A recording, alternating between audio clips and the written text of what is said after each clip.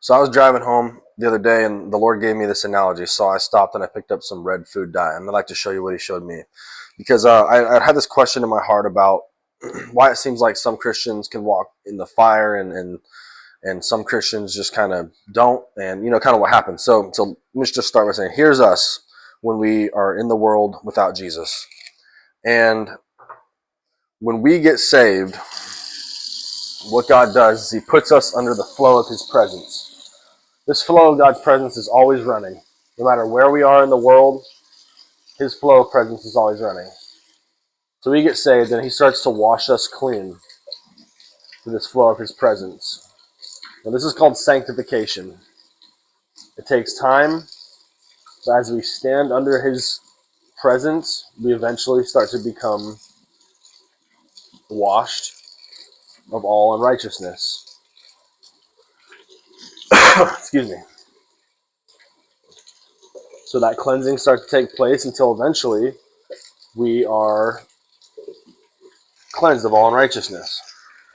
Now, some Christians, we can step out and go back in. Step out and go back in.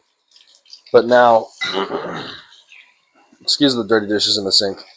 What would happen if, as the water is flowing, we begin to add some sin in our lives? Just a little compromise. Maybe a little compromise becomes more compromise. So now we're lukewarm, right? We're not totally all in, right? The only way to get cleansed from that is to pull back the sin, like it says in Hebrews, forsake all sin that easily besets us, right?